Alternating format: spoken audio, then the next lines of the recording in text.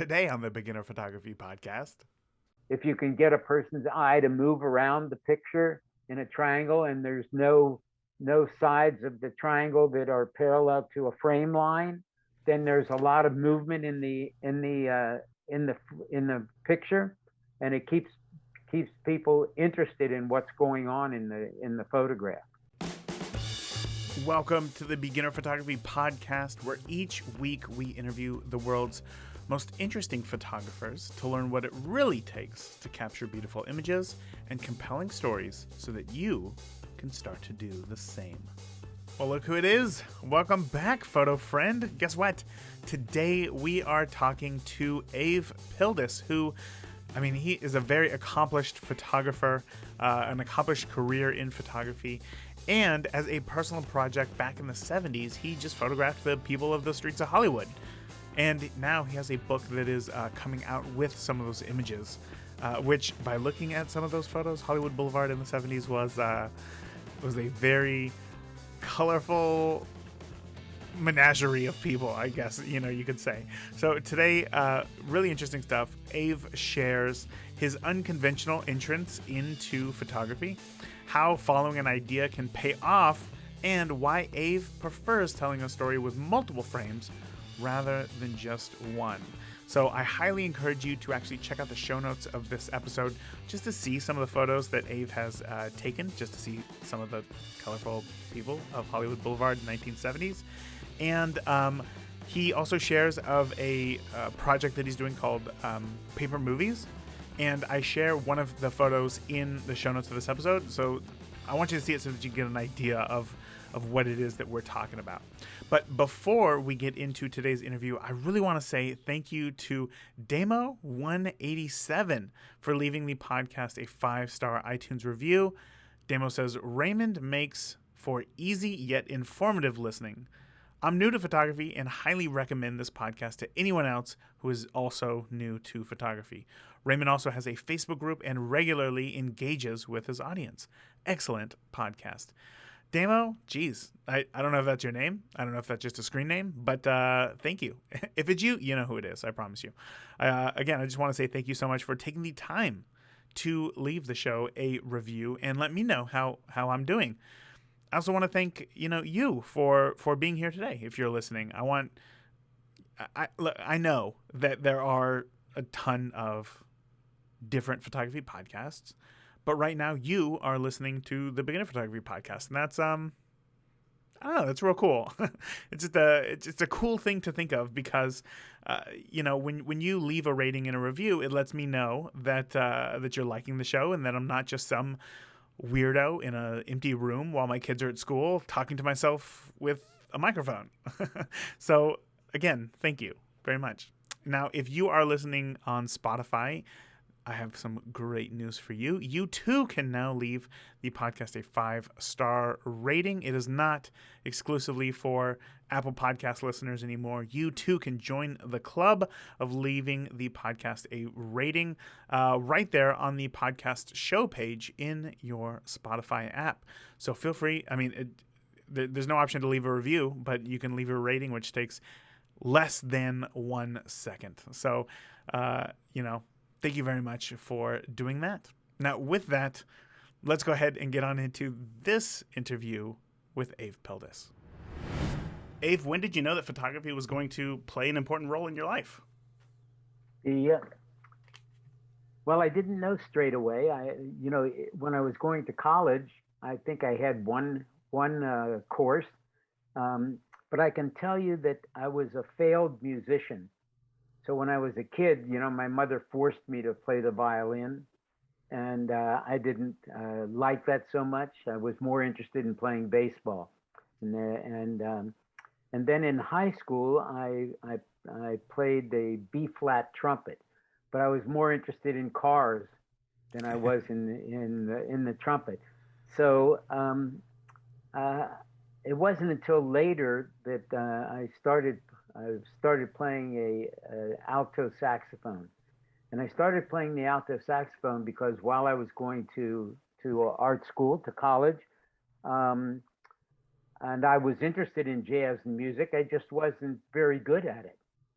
So I was hanging out in jazz clubs in Cincinnati, Ohio, and I started taking photographs of the musicians. And because I knew a little bit about music, um, the musicians, said, "Well, this isn't a guy who's just taking pictures." So, and occasionally I would try and play C jam blues with somebody in a small club, and that was appreciated. But they were just kind of patting me on the back of the head. However, they liked my pictures, and I sent a few pictures to Downbeat magazine, and Downbeat said, "Wow, these pictures are great," and they started publishing the pictures. So while I was going to college, I was also taking pictures for Downbeat. Um, but I was studying design after I graduated college.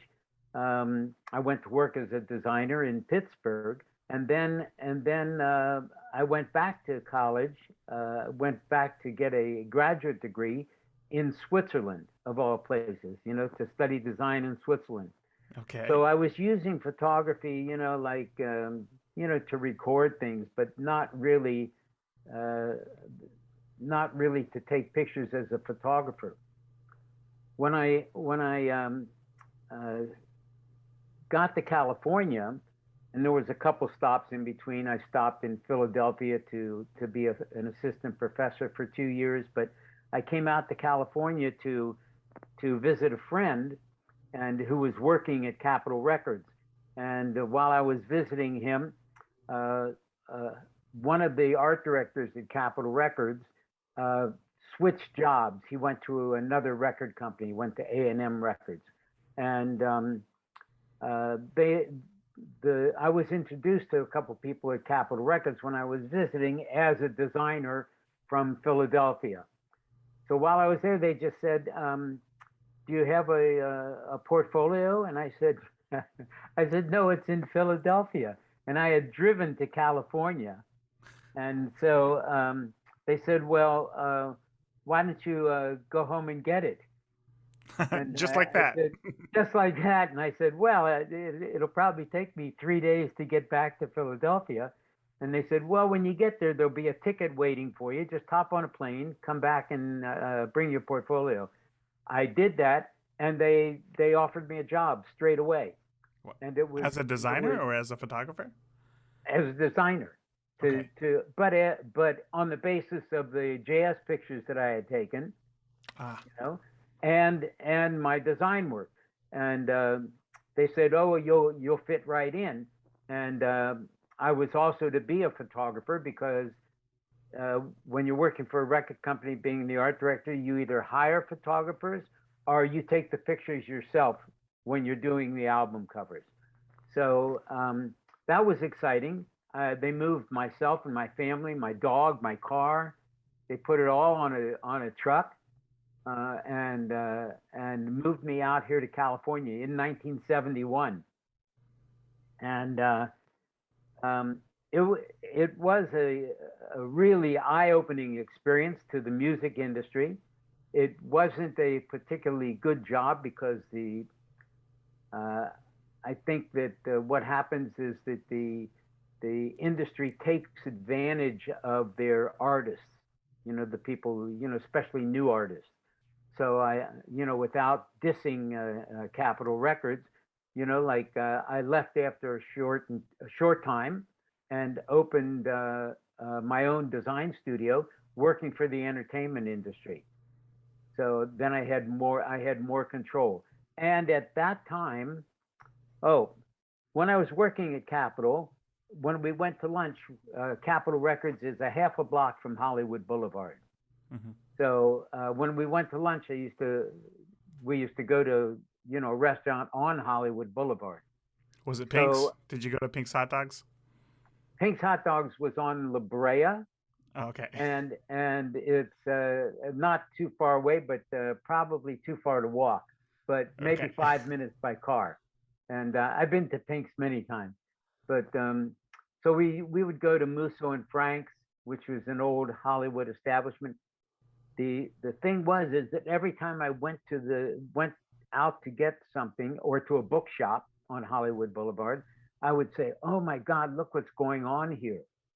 Because it was Hollywood Boulevard was on the turn at that time, so it was a little seedy. It was still full of, um, I guess, bit part actors who were dressed in costume, walking on the street, or dressed in their finery, even though it was midday, and but there were also junkies and hookers and just kids waiting for the bus to go to school or come home from school. So it was vibrant, and it had Fredericks of Hollywood there, so it had underwear shops, and it had it was pre head shops, so there weren't any head shops. There are a lot of head shops now, but not then. So I kept saying, "Oh my God, I should take pictures here. I should take pictures here." So that's when I started to. That was kind of my rebirth or birth of street photography, because then I started to take pictures on Hollywood Boulevard. And I also started to take some of the musicians that I was working with to Hollywood Boulevard and take pictures of them in that setting, especially if their music was current or it had a little edge to it or something like that. So then in 1972 is when I really started in earnest taking pictures on Hollywood Boulevard. And I was there for 3 years pretty regularly. In fact, I became a regular, and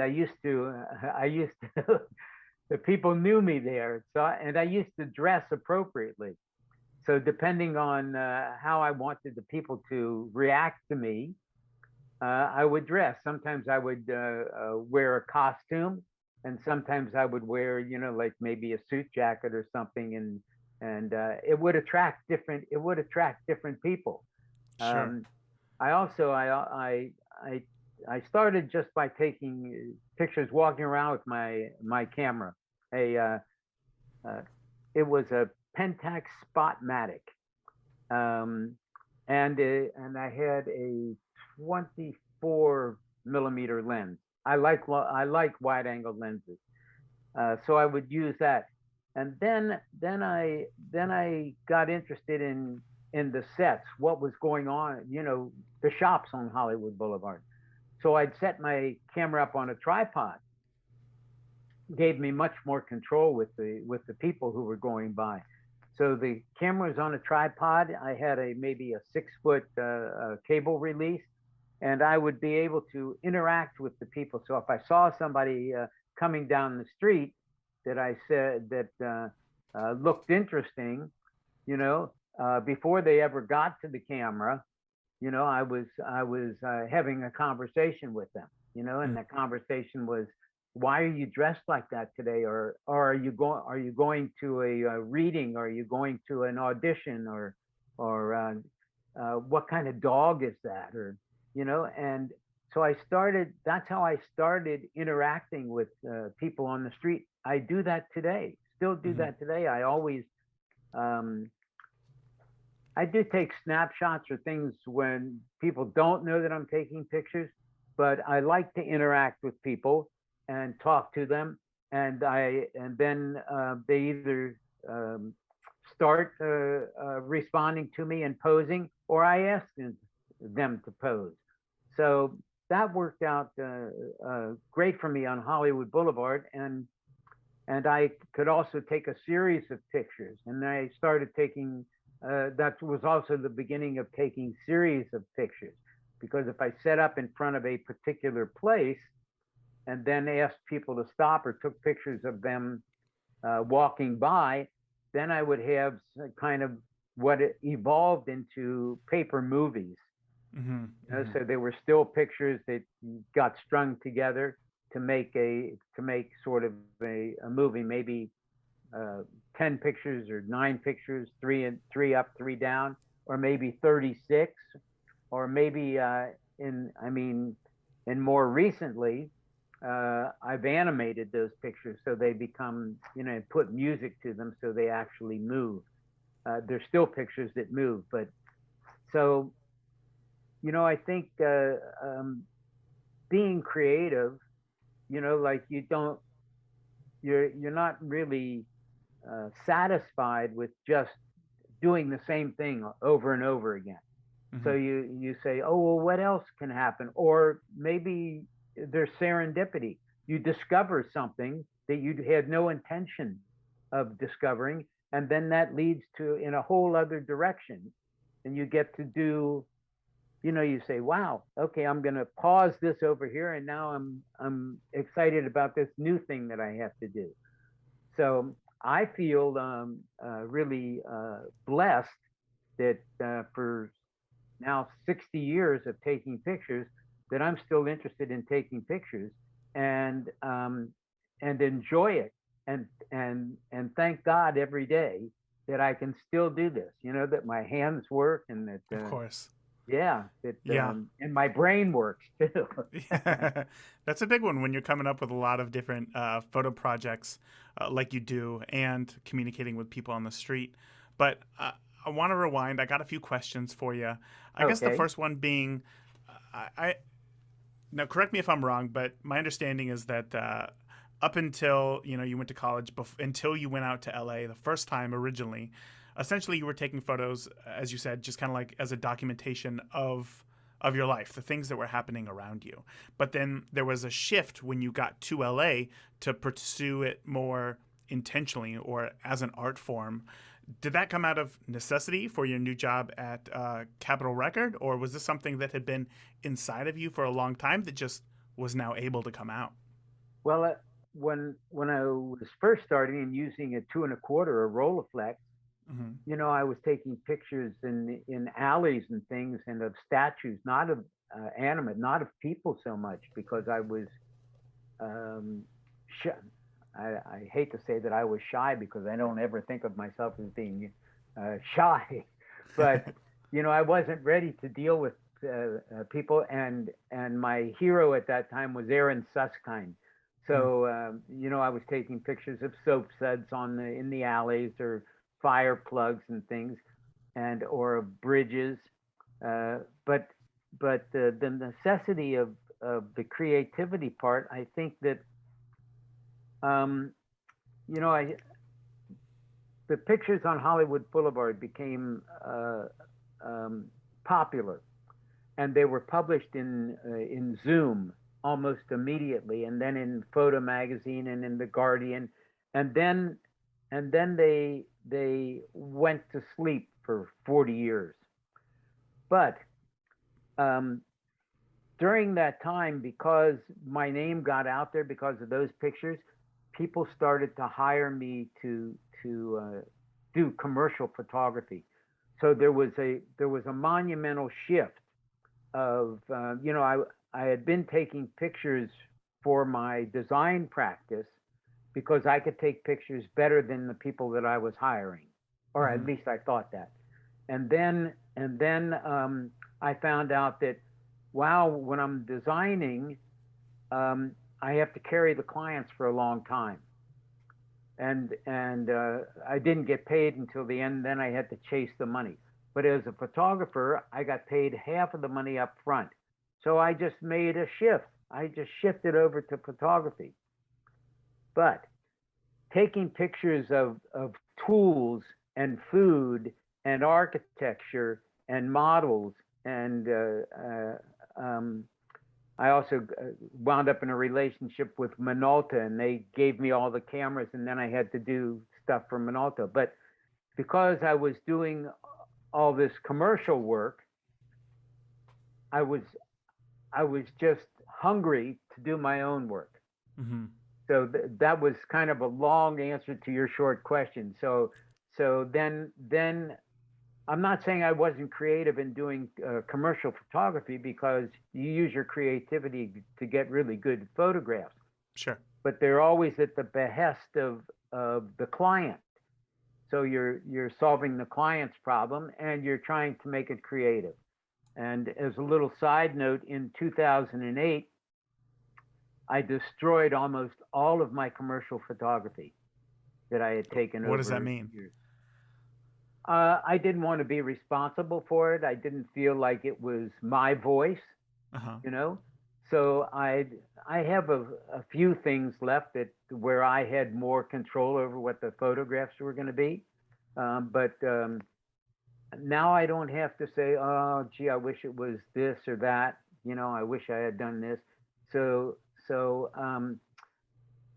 the answer to your question is that I think being creative for your own self was in me, from the beginning, Hmm. and that it percolated up to the top until it's out, and now it's just out. If Yeah. somebody calls me and asks me if I would shoot a job or do something for them, I just always I decline. I don't Hmm. take any. I don't have any clients, Wow. and I'm very lucky. I don't need any clients, and I don't really want any clients. Not that I'm not interested in other things or solving a problem. I mean, if National Geographic called me and said, "Oh, will you come to work for me?" I would reconsider. You know, Sure. but I feel so free. I have freedom now. So if Mhm. I have an idea, I want to do something, I just go and do it, and the energy of my creativity and the problem that I set up or what I want to solve with what's on my mind, I can focus on that, and that works for me. Yeah, what's very cool, I think, looking at your work is that, at least from the photos that I've seen either on your Instagram or that were sent to me, a lot of the photos take place in the 70s, but then there's also, it seems like a resurgence as of lately. And hearing that story there where you decided to close up shop there in 2008 and now just focus on the things that you want to do, that makes a lot of sense. And I think it's very cool, though, is that I can still see a lot of similarities between the photos that you took in the 70s and the photos that you're taking today, but perhaps today maybe with a bit of a stronger artistic voice, I suppose. So from the 70s to today, you said that you spent a lot of time on the streets, going out, taking photos of people. I want to know, you kind of told me your approach there earlier as how you get in front of people, talk to people, even dressing up, which I have a question about in just a moment. But how have the streets changed in that time for you as a photographer? Um, well, just also in the middle, like in the when I was shooting commercial photography, I wasn't on the streets as much as I am now, Sure. or before. And also, there was a period after that um, where I was tapped to be a professor again. So I was a professor for a lot of years, and then I became an administrator, a chair of a department. And during those times, I didn't have as much time on the streets as I would like. Now, uh, like the change between then and now, um, there has been a big shift. You know, um, and first of all, everybody has a camera now, so that's one thing. But uh, generally, the costumes have changed. The people and the types of people are very much the same. So so I I can still notice when a person is a little bit off. You know, I because you become a an observer, kind of like uh, like it's archaeology, it's social, I guess sociology. I mean, it's urban planning. I mean, all of those things are mixed in when you're an observer.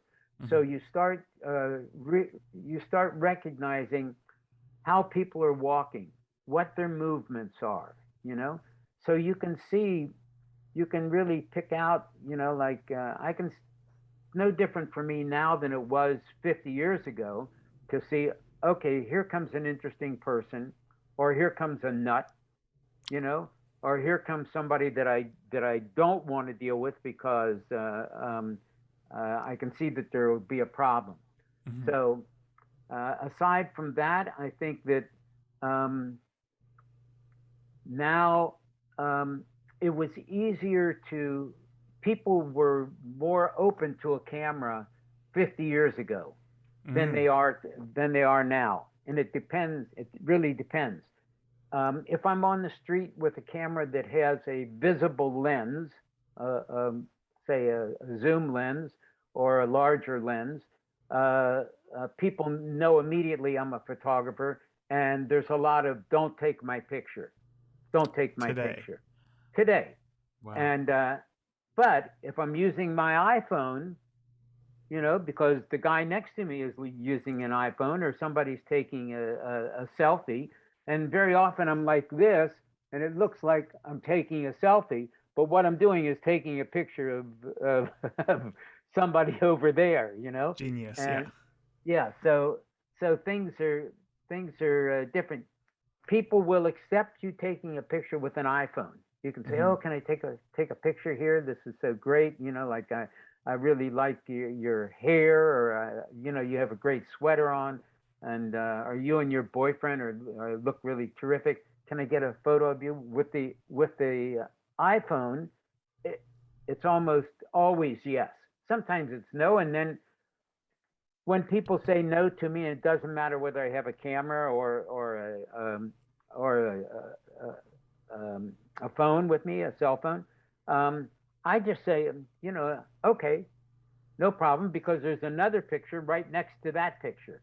You Sure. know, Sure. so I only think about losing a picture when I look at the photograph that I've taken afterwards and realize that something had happened before that photograph or after that photograph that I didn't take the picture of.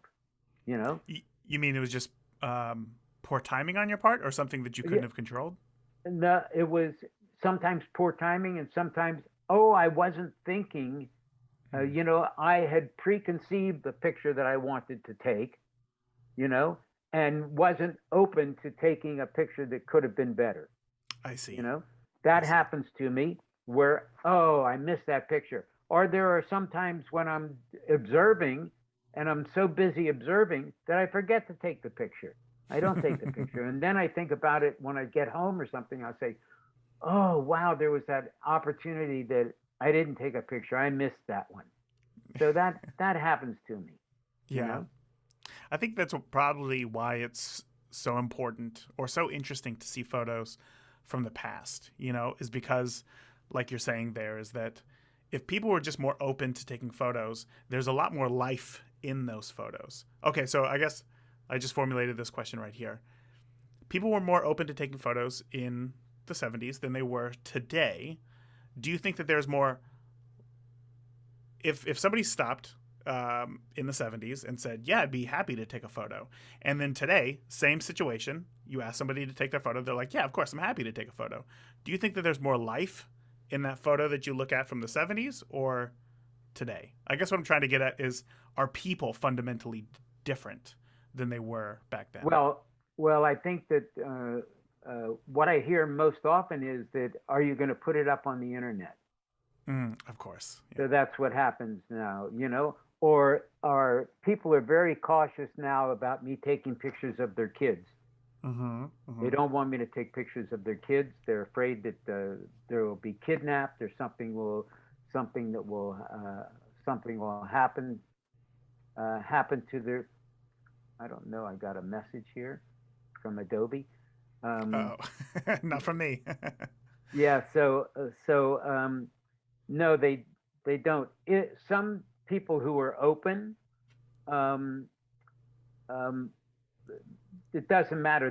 They'll say, "Oh, sure, you can take a picture," because they want to be on camera. There are always those kinds of people, but it was, I think, easier to get people to participate Hmm. in the before cameras became so prevalent, and before people would find their pictures being used for something else. And Sure, of course. yeah, I don't very often. What I do when I take pictures now is that I show people the camera, the screen. This is Mm. this is the picture I took. and then the people say, "Oh, wow, they really like that picture," or they say, "Oh, I forgot to smile," or something like that. And I also give them a card, and I have maybe 15 different cards. They all have a photograph on the front of the card, and my contact information on the back.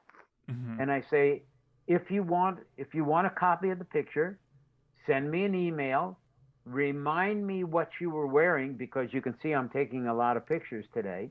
Remind me what you were wearing, and I'll send you the picture. I'll email you back the picture.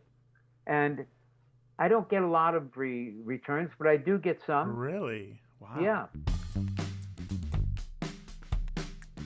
Hey, Raymond here, and we will get back to today's show in just a moment.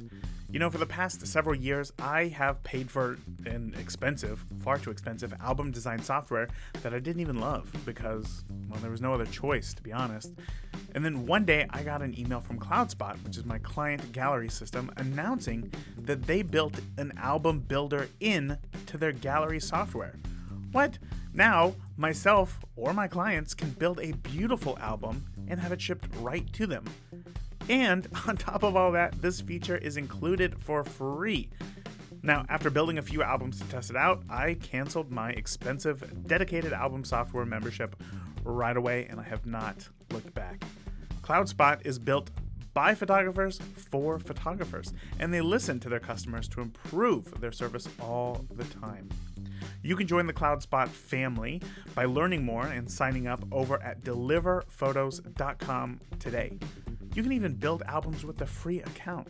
How awesome is that? So sign up now over at deliverphotos.com. Now, let's go ahead and get on back to today's interview.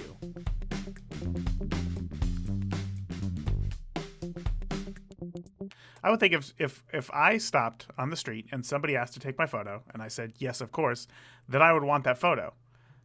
Like, I'm trying to think of what the other person's motivation would be to say, yes, of course, I'll take this photo, and then have no intention of follow-up.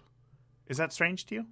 It is strange to me, but I don't have their contact information Of course. unless they email me.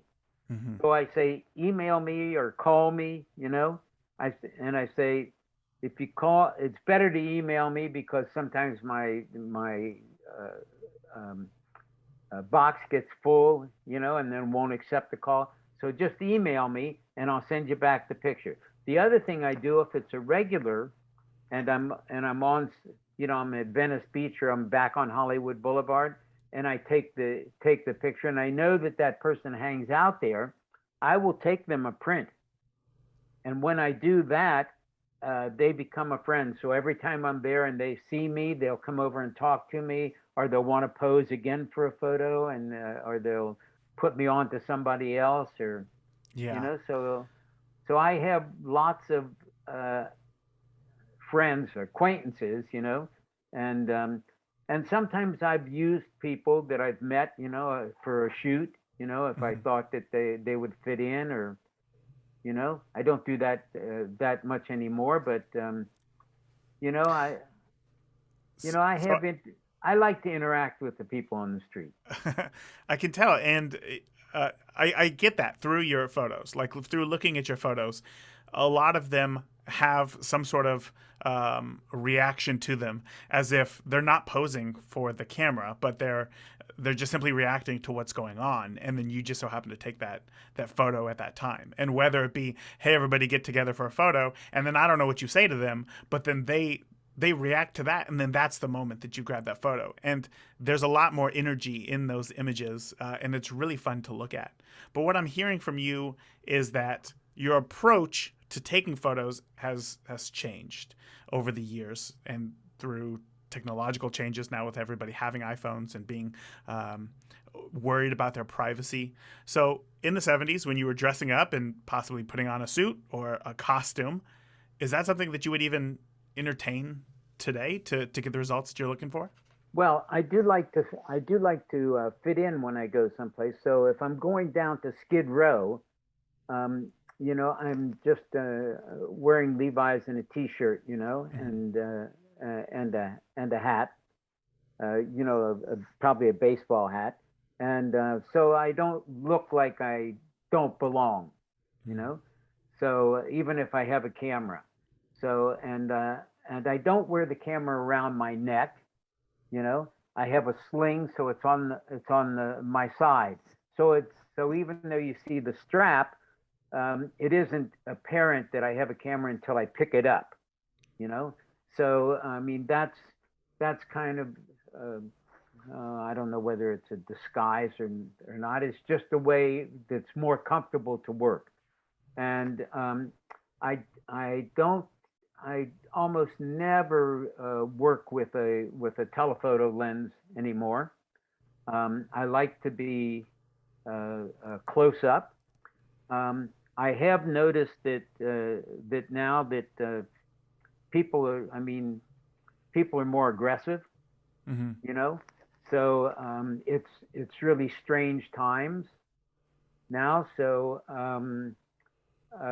coming up to people and asking them, I get a lot more refusals now, or uh, people saying, "What are you doing here?" or "Why do you?" Especially if I'm in a place like Skid Row, and they immediately think I'm an outsider, Sure. you know. Um, so so I have to be a bit more careful, you Mm-hmm. know. Sometimes if I'm in a dicey area, I have a fanny pack that I have pepper spray in, you Mm-hmm. know, because there have been those occasions when people have said, "Did you take my picture?" And even if I haven't taken their picture, they say, "Yes, you did take my picture," and I say, "No, I Right. didn't take your picture." Mm-hmm. Or sometimes I'm not saying that I always ask because I do take pictures that are on the fly, that are quick. So I do take pictures of people when they don't know it, Mm-hmm. and also pictures of people if I'm on the street where they know it but don't want to have their picture taken because they're doing something that interests me, but they don't want their picture taken. And so I've had to defend myself sometimes throughout the years, and because I have the gift of gab, um, I try and I try and divert uh, um, any physical Of course. confrontation, you know. Yeah. But it has happened that people have put their hands on me, and or they say I'm going to take your camera, and I have to tell them, well, it's not going to end there, you know. And so you have to know. You just have to be a good psychologist. You know, you have to know when to stand up for your rights, and when to acquiesce, and when to say. There've been a couple of situations where um, I've said, okay, look, I'll delete that picture, you know, and I'll show them a picture, and I'll delete that, and Mm-hmm. that usually will satisfy that. But I probably have another picture because I take more than one. Sure. You know? Sure. Let me ask you: do you think your style of w- would you say that street portraits is a fair classification of some of the work that you do? Yes, yeah, I Would you would say say that? that. I'm sorry. Go on. Um, and I think that in a time when I was taking portraits of people, I would always ask them to bring something with them. Mm-hmm. It was you know, their prop that they felt comfortable with. So it wasn't just a picture of them, you know, of their face. And I do the same thing on the street, you know, like I think what's in the picture and what isn't in the picture are equally important. Mm-hmm. And on my street portraits, I know what's going on around where I am. If I go to a place and I say this would be a great place to take pictures of people, you know, so I think here's an interesting set. You know, now I have to wait for the right person to come along. Mm-hmm. So so many of the pictures that I take are pre-composed in a way. So I know what's in the background. I know where I want the person to stand. You know, I know that if they're standing there and that's something in the background, I might hesitate a bit to wait until something else comes into the picture to make the picture more interesting. You know, if another person or a dog that's on a leash, but the owner isn't in the picture yet. So it's now a guy that I'm or a woman that I'm taking a picture of, and then there's a stray dog in the picture, you know, or something else is happening. Always, I think that if you look at the pictures, there seems like there's always something else that's happening, you Yeah. know, and I think that as composition, you know, I'm very much into triangles. I know that this sounds strange to tell uh, uh, people that yes, you know, like because it's a compositional thing from a design education, that if you can get a person's eye to move around the picture in a triangle and there's no sides of the triangle that are parallel to a frame line, then there's a lot of movement in the in the picture, and it keeps people interested in what's going on in the photograph. So I love how you're able to combine both worlds of design and photography to enhance, I suppose, one another. Um, One of the questions that I wanted to ask there was your style of street portraits, having seen the, I don't want to say the progression, but I don't want to say that it's gotten worse, but I guess more trepidation, I suppose, in having in people allowing you to take their photograph over the years. Do you think that that style of photography is going to be around in another 10 years? Do you think that this is something that is dying, or do you think it just needs to ah, be good reinvented? question. The well, um, wow, there's a lot of answers to that. I'll try and keep it. And none Um, of them are correct, right? They're just guesses at this point. well, there's a history of street photography, and there's a lot. I have a lot of heroes and uh, maybe people who have influenced me, but I don't take pictures like they take pictures. Sure. So, you know, is it going to change? Um, well, there's always change happening. I think that style of that style of pictures. I think that people develop a style, you know, of how what they're comfortable with. I seen I there's two new styles of pictures that I see recently. One is that the frame full of action, lots of things going on, you know, very chaotic, that mirrors what's happening in the world, you know. So there's not necessarily crowds of people, but you know, like there might be uh, somebody who's jumped up in the air, and so they're off the ground, and there's three or four other people in the picture. So it's really action packed, you know. That isn't my style, but I see that style happening, you know. And then there's another style that I see happening, and that's like people waiting, deals with architecture and people. That's deep shadows with bands of light and waiting for a person to come into the light. So you see, Yes. so there's a lot of that. It's almost lots of silhouette things. Hmm. That's very popular now, and maybe for the past 5 years.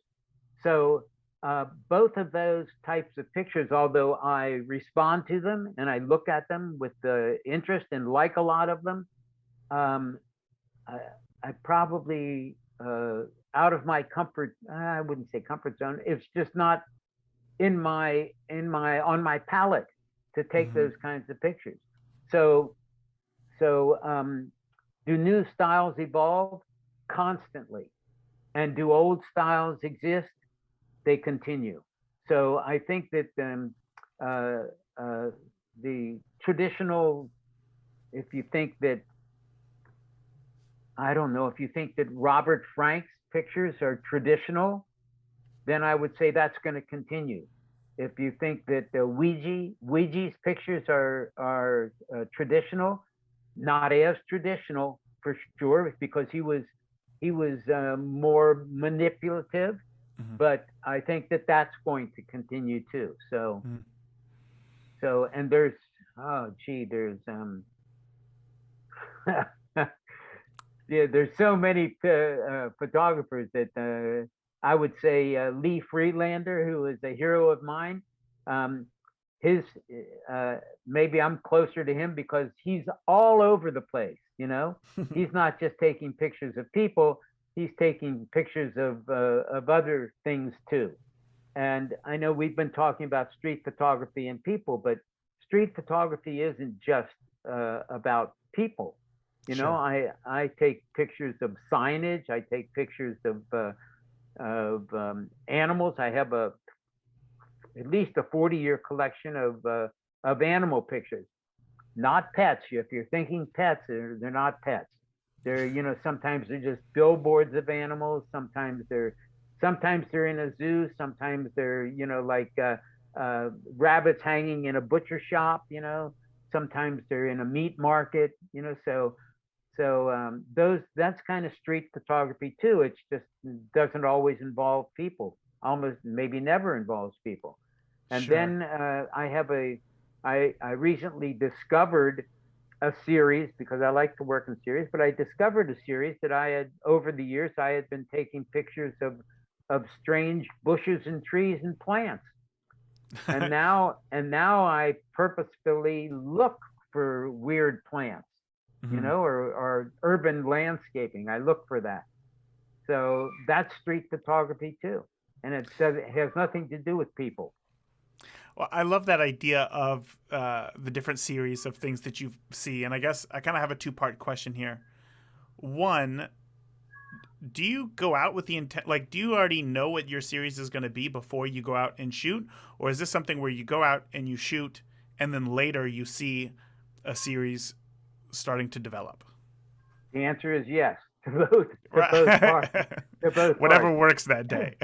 Yeah, I say that oh, I want to go to a certain place and take a certain kind of picture, but sometimes I never get there because I get waylaid someplace else. I like to say you can drop me anywhere and I'll find something to take a picture of. Hmm. But um, sometimes I just say, oh, I'm going to go to this area and see what's happening. Hmm. You know, Hmm. and I have nothing planned, but I do gravitate towards things um, that I've of subject matter that I have taken pictures of before. Hmm. Because they become part of my interests. Of course, yeah, and those are always going to develop over time. But as photo series goes, I think one of the things I talk to many photojournalists say here on the podcast, and it seems like for them, the goal is to always tell the whole story in a single frame, and a photo series is kind of the opposite of that. So for you, I want to know, what is the benefit of being able to shoot multiple images? Um, well, it gives you an in-depth study of what that subject matter is. So and in many cases it leads you to photojournalism. Mhm. You know, where um, you have a subject matter, but you take the picture of the person, but then you might take a picture of their living room or their bedroom or their utensils or things. So you get it, or other people in their lives. So then you can make a whole stories around that.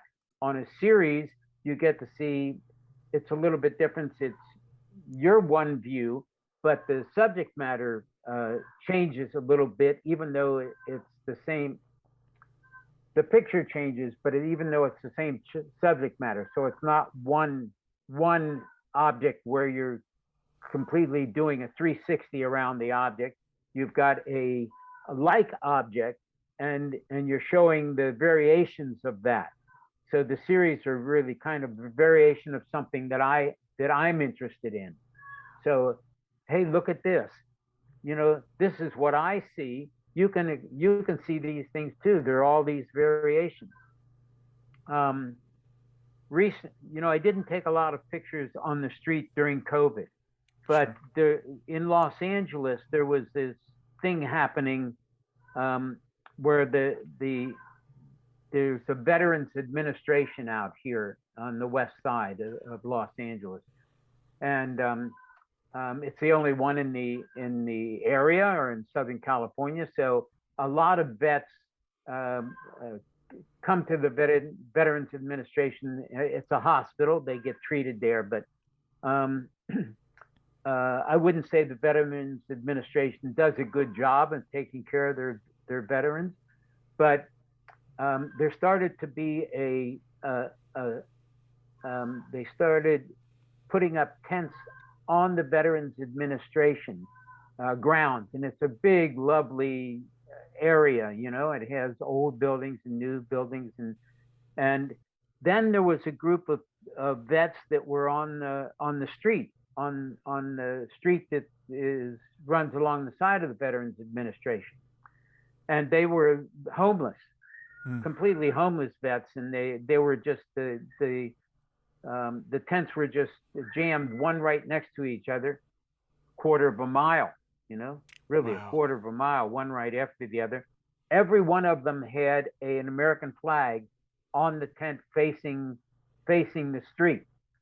And the vets, they were living there, so there was trash there. There was a in the middle of that line, there was a table that people would drop off food and things. But um, I had a I guess a yearly habit. On the 4th of July, I used to take pictures of people in front of the American flag.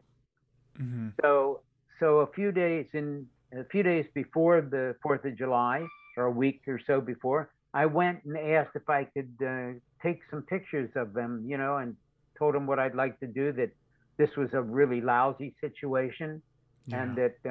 that I was a photographer, and I thought that I could make people aware of this.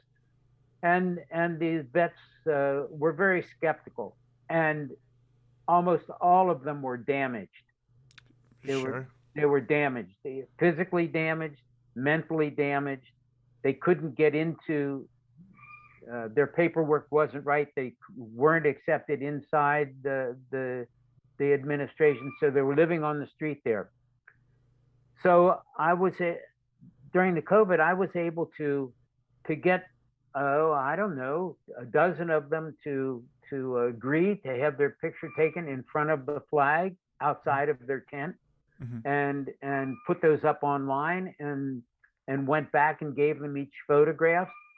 But it was such a big problem that I said, "Oh my goodness, I can't. I can only make a dent in this, you Sure. know." But then after I posted some pictures, the news got a hold of it, and sent their own crews out there, and they did a number of stories, you know, and my pictures were already up, and and then brought up a lot of attention to it, good attention and bad attention. So the Veterans Administration finally got the message and moved a lot of those people inside. They relaxed what they needed, the correct paperwork, or like they wouldn't let people in if they continued to use drugs. So Hmm. now they had a facility where they could move some of those people in, you know, and also you couldn't come in if you had a weapon, and so those people, or if you didn't have all of your paperwork, you couldn't come in. But they got, and then the city got involved and cleared out all of the tents. So it changed everything, So now there are no tents on the street anymore. A lot of the people are inside, But those vets who still didn't want to go inside moved a couple blocks away under the Mm, freeway, and they still have the American flag on the tent. And that was that's more photojournalism, because I took pictures of the insides of the tent in some cases, and so it wasn't really like just waiting on the street for something to happen. I went of there course. to make a statement, Yes. and that was just a little, but it's definitely street photography Yeah. and photojournalism. Hmm. So And being able to use those photos. So you think that being able to use those photos in a series, in a sequence, and being able to share them with the world gave it more weight because were more people able to relate with different photos? You well, think that's why it picked up well, traction? yes, but yes, that the short answer is yes. But like we are assailed with so many images Yeah. every single day that that unless the images get repeated Hmm. and repeated and repeated, they fade because there's another image to take its place right away. You know, there's a new image that people see. That is And really interesting to think about. Um, yeah. Wow. Um, I, when I look at social media, when I look at Instagram, when I look at Facebook, whatever it is, I see a bunch of singular images, and yet obviously the past few weeks or whatnot that I've been looking at your images are put into a series, and it's, as you said, 6, 9, 12, whatever, 20 photos all together in one image for you to look at and enjoy all of them, and they immediately stand out. They immediately stand out. That is a very interesting tool, I suppose, that we can use, not only to be able to tell a better story because now we have more context in the photos that we take, but almost like a mental hack to get people to actually look at our images of like, look at all these things that are repeating. Now you try to find the story for yourself. Does that make sense? yeah, you bring up an interesting point on I have a presence on Instagram, and I was putting up a new picture every day, but all related, a series. So that would be 7 a week, and I could Mm-hmm. schedule them so that they would come out every morning at 11 o'clock. Or that meant that people who got up late could see them, and people who just ate lunch would see them. Mm-hmm. So then I was looking at how people pay attention to the analytics of that. And the first picture of every week, I would get a lot of people viewing and responding, and then it would wane over the next 6 days. There would be less people paying attention, unless it was a shocking picture, unless it was strange someplace. Mm-hmm. People respond to strangeness. And so I said, well, like this is I can do this in with less pictures. So now I put them up in series of three, three pictures. The weekends, one in the middle, and then on either side of the weekend. Mm-hmm. And I could keep the same series for a couple weeks, but only three per week. Yeah. You know, but there's still a series. And the same thing the same thing happens, sort of, is that they respond to the first picture that goes up, the new picture, and they respond to images that are a little quirky, you know and but I have to tell you, I haven't got it figured out, because I never understand why more people like this particular picture as opposed to a different photograph. Well, you know I what, Ave? If you figure it out, let me know, let the world know, because I think everybody is wondering that exact same question. Yeah, It's just so it's just so up in the air with social media and with it always changing. I find it exhausting, to tell you the truth. I really do. It is exhausting, and the one of the big mysteries for me um, would be that uh, I can see a picture that is, I don't know, it's not particularly interesting for Hmm. me. I'm looking for some redeeming value in that picture, and I can't find one. And then I look and see that there's been 1,500 likes to that picture, Of and course. I say, what am I missing? Yeah. It makes you You know? question yourself and your own Yeah, skills and abilities. Yeah. I agree with you. I agree with you. I'm not sold. I don't think that it's as powerful as it once was. I don't think I take that back. I don't think that it's as telling as it once was. It seemed like before, you get something with thousands of photos, and then over the past few years, now you get something with thousands of photos, and now it just means that that person is, I don't know, good at building an audience and nothing else. While that may be a skill in of itself, that doesn't equate them to being a proficient photographer, and I think that's really difficult uh, to tell apart, especially for new photographers who are just getting started, because it's that's the only metric that you're going on. You know what I mean? So I'm with you there. I don't know, but I got one last question here for you, Ave, before I let you go, and it is, what do you attribute your success as a photographer to? Like, what's the main thing that you've learned over the years, or what is something that you've done? What is the main thing that you attribute your success as a photographer to? never quit, never quit.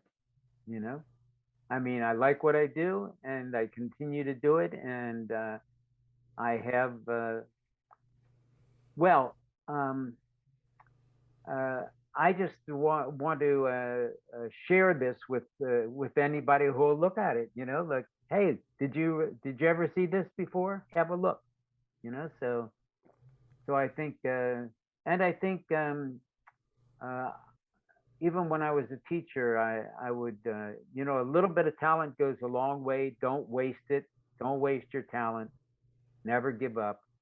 You know, and there was just to you, my pictures are, we touched on this, are highly composed, but I wanted to give a shout out to those people who don't compose pictures and still take great pictures. So I would say the shout out would be, for me, would be Gary Winograd. Mm. So Gary Winograd, I knew him not well, but he had very poor eyesight, couldn't see. He had Coke bottle glasses, but he had a sense of what was going on around him. He knew what he knew what was going on around him. So if he knew something was happening over here, he would just swing his camera over, you know. And sometimes his eye would follow it, like, and sometimes he would be looking through the viewfinder, but mostly he wasn't. He would just Wow. go over and click. So that's why his horizon lines are like this, many cases, and but the pictures are still really good. What was in the picture, what was going on, was made it a great picture. It had, and where he was. So I think the backgrounds did matter. It was just that the compositions were completely different from what mine would be, and Mm. I think that there's room for that. Like, for people who are listening, don't try and go and take pictures like me. It doesn't work. Go and take pictures like yourself. I love that. Go and take pictures like yourself. That is Yeah. going to be one of my biggest takeaways from this episode. Ave, we're at the end of our time here. I got to say thank you so much for coming on to the podcast. But before I let you go, can you let us know where listeners can find out more about you and your work online? I think that you can go to my website. It's easy, avepildas.com. Instagram, on Instagram, YouTube, because I turn a lot of my still pictures into moving pictures. So I think that there are a lot of things up on YouTube, and I would say the new book of old pictures from Hollywood Boulevard, it won't be out until probably February or March. The title is Starstruck, because it's about the stars on Hollywood Boulevard, or people on Hollywood Boulevard, but other things on Hollywood Boulevard. And one of the things that I didn't mention that's in the pipeline, that for the past 3 4 years there was a small film crew following me around, um, shooting me while I was taking pictures. And that was from a director here in Los Angeles who is a French American. His name is Patrick Toulaire. And they shot me taking pictures for 3 years. And there's still pictures up in this documentary, and just following me around taking pictures. And now it's in post production, and so they've been in post production for the past during COVID when we weren't out following me around, and that's called Abe's America. And I'm hoping that anybody can see it on Netflix or Amazon or wherever it winds up. You know, it's I look forward to seeing that for yeah, sure. it's fun. What did I tell you? Abe is such an interesting guy. I think my biggest takeaway from this interview was, just not to be afraid to explore new possibilities. Abe didn't start out as a photographer, but yet his skills in design were similar. So he explored something new, and it paid off. And then his series of images, paper movies, like I talked about earlier. Having your camera on a tripod and snapping, I don't know, hundreds of photos, and then afterwards you look for a pattern and then put them together in a collage, I would say is not what you traditionally think to do with a camera. But Abe wasn't afraid to, I guess, quote unquote, waste a few afternoons to see what would happen if he did that. And it paid off. That's so cool. I would love to hear your biggest takeaway from my interview here today with Abe in the Beginner Photography Podcast Facebook community. If you're not a part already, feel free, just search Facebook for Beginner Photography Podcast. You'll see it right there. Or head over to beginnerphotographypodcast.com, and then you'll see a link in the right there on the homepage to join the group yourself. And I would love to have you. That is it for this week. Remember, the more that you shoot today, the better you will be tomorrow. Talk soon. Thank you for listening to the Beginner Photography Podcast. If you enjoy the show, consider leaving a review in iTunes. Keep shooting, and we'll see you next week.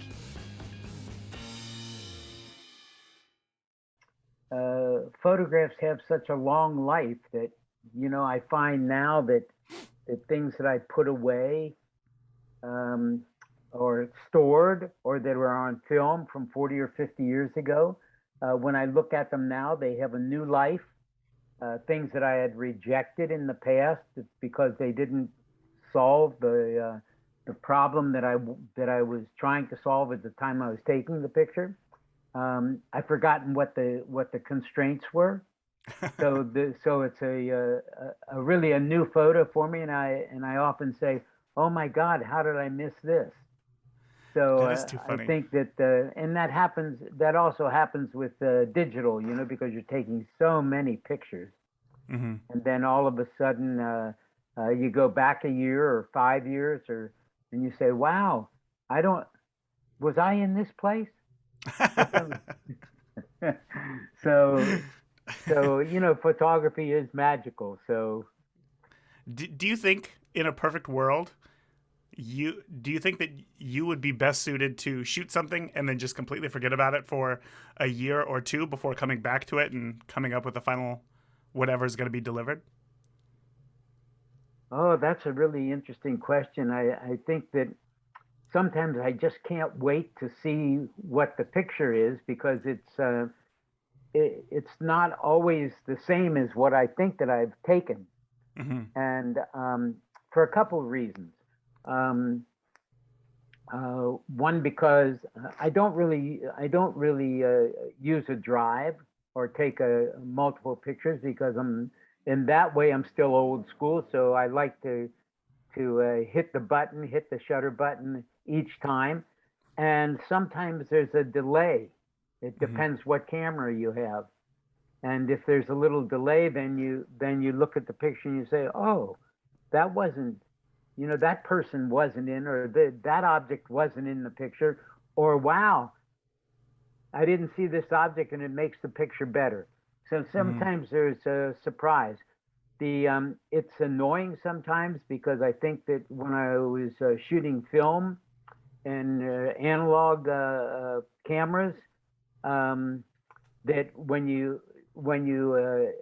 press the shutter button, it was pretty immediate. So there wasn't any lag time. Mm-hmm. So and I miss that. I've learned to shoot a little differently to anticipate when it was going to happen, so I'm in sync with my brain is in sync with the camera or the shutter.